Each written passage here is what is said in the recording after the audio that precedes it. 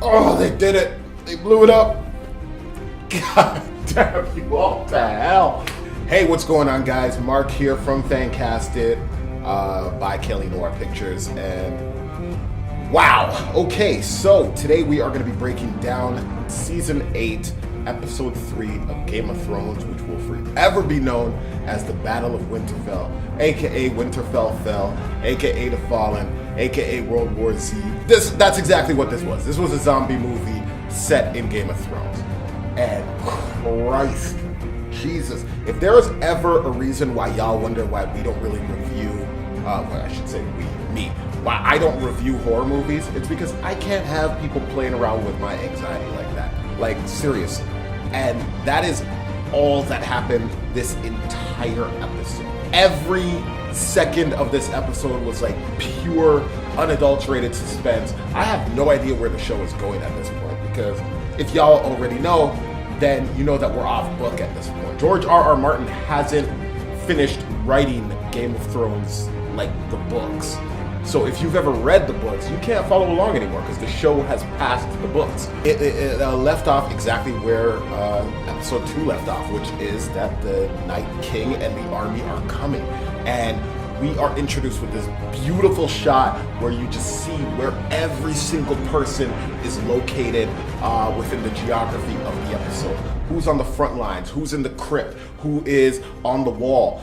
And yeah, it just kind of cues you up for what's about to go down. And what's about to go down is a ton of slaughter. Just like so much slaughter.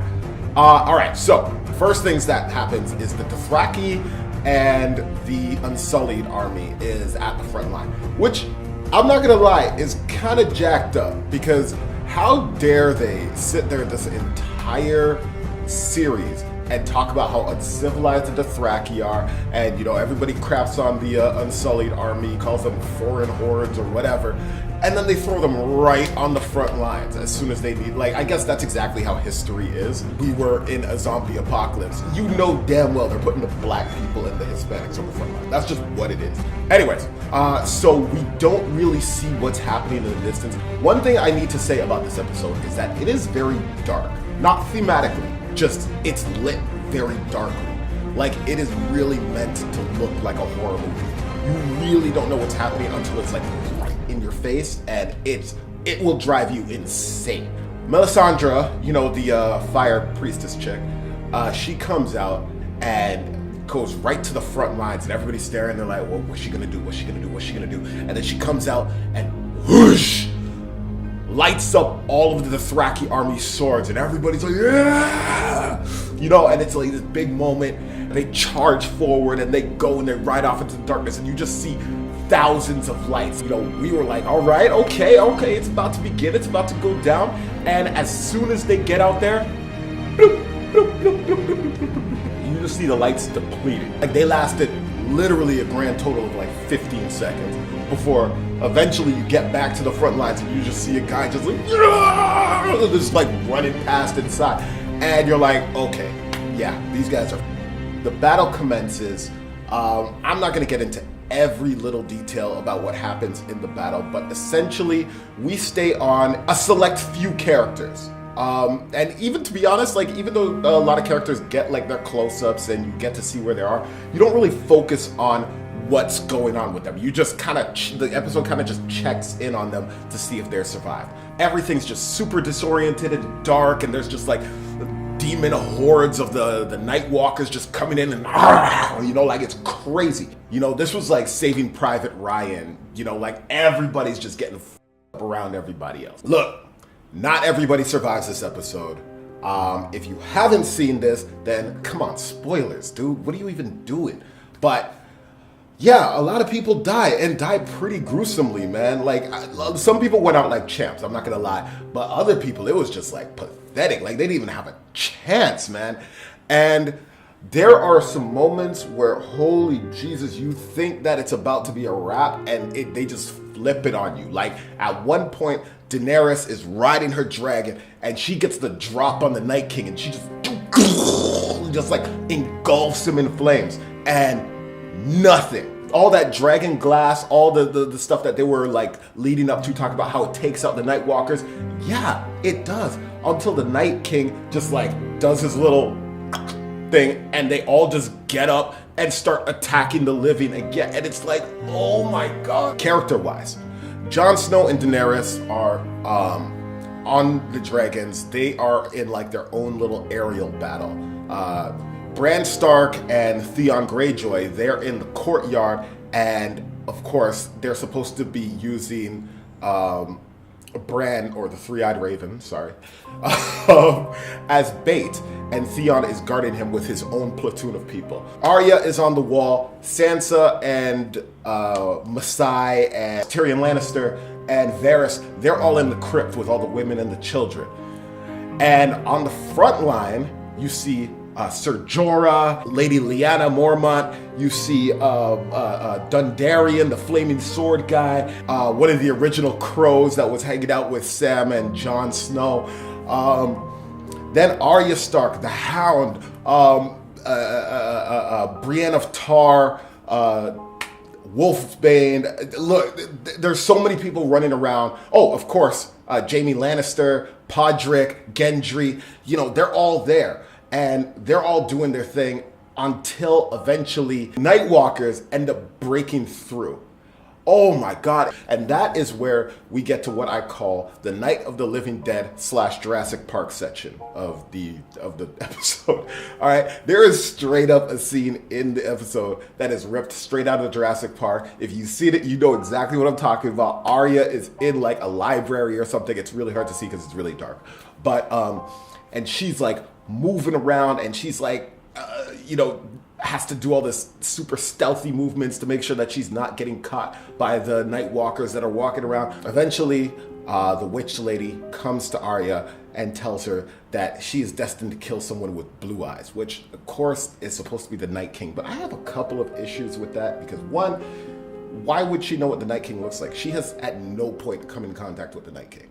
And two, like, how many people in Game of Thrones have blue eyes? You know what I mean? Eventually, we get to some of the deaths. We lost Dundarian, like, he goes out like a champ, though, protecting the Hound and Arya Stark, gets stabbed up a bunch of times. But the winner of most dramatic, gruesome, and heroic death definitely goes to Lyanna Mormont. Oh my God, poor Bear Island. They lost their queen, and she went out like a goddamn G. She sees that her people are getting killed left, right, and center, and she just does a power like, ah! And you don't understand. She is fighting against 1-1. The thing is like a giant, comes stomping around, smacks her aside, and she like loses it. She knows she's a duck, but she goes and screams and runs at him, and he just grabs her and just picks her up and right, like you just hear bones crunching. Like, this is a child. And right at the last second, she zoop, dragon glass right in the face, and he's dead. But, like, so is she. We get down to the end of the episode, and at the end of the episode is where it gets, basically it's your all hope is lost moment. Jon Snow gets tossed off of his dragon. He's fighting these White Walkers. I'm not even saying Night Walkers the entire time. Jesus. Anyway, he's fighting these White Walkers, and like he's taking them out one by one, but there's way too many of them. He's like, I need to take out the Night King, and he's like trying to chase the Night King down. But he's outnumbered. Daenerys, she gets trampled by a bunch of White Walkers as well. Her dragon, Drogon, ends up getting trampled by a bunch of. They just jump on top of the dragon and just start stabbing, and Drogon flies off to get rid of them. And Daenerys is left on the ground, and just when you think she's about to catch it, boom, Ser Jorah comes up and he starts defending her. But then he's getting stabbed a bunch of times. And then we move scenes to Theon Greyjoy trying to defend Bran as the Night King's generals try to move quickly towards him. And it's just like, oh, this is it. And Bran even looks at Theon and is like, you're a good man. And Theon is like, ah, and goes to try to take out the Night King in a mad dash, and boom, stabbed right in the chest. Theon Greyjoy is done. He's done. And the Night King, right before he can get Bran, who looks like he's just accepted his fate, or I really don't know, to be honest. Bran has no expression on his face at any moment during this entire thing, so it's impossible to tell what he's thinking. But anyways, Arya Mother Stark comes out of nowhere and takes out the Night King. Everybody just phantom menaces. You know, like that scene where, you know, you take out the top ship and everything else just goes dead. Everything else just gets taken out. And it's like, it's finally over. It's finally over. Until next week, when, you know, they have to do the exact same thing all over again against Cersei and an entire army. Next week, I don't even want to see an army because I don't know where they're pulling this army from. So, look, this week was insane. It was insane how they put this entire sequence together. I can't wait to see the behind the scenes of it because I'm certain there was a whole bunch, there was a whole lot that went into making the scene. And I am genuinely excited to see how it is that they can hold off until the end of the season. We are in episode 3, and there's only 3 more episodes. So, man, I don't even know. I don't even know where this series is going to go, but it has me on my toes, and I am happy about that. Do you have any predictions for the end of the series? Who do you think is going to be the one that takes out Cersei Lannister? Or do you think Cersei Lannister is going to end up sitting on the throne? And, hey, who the hell knows what happened to Jon Snow's dragon? Does anybody? Because I literally don't know. Yo, somebody let me know in the comments section. I have been Mark from Fancasted. You guys have been awesome. If you haven't done so already, please subscribe to our channel. That's Kelly Noir Pictures. Hit the notification bell so that you know when our next videos are coming up. We got a lot of new videos coming at you. I'm going to be doing a lot of these solo videos because they seem to be doing well, but also, of course, me and Sean have a ton more Fancasted episodes. The twins, they got new gaming episodes if that's what you're into.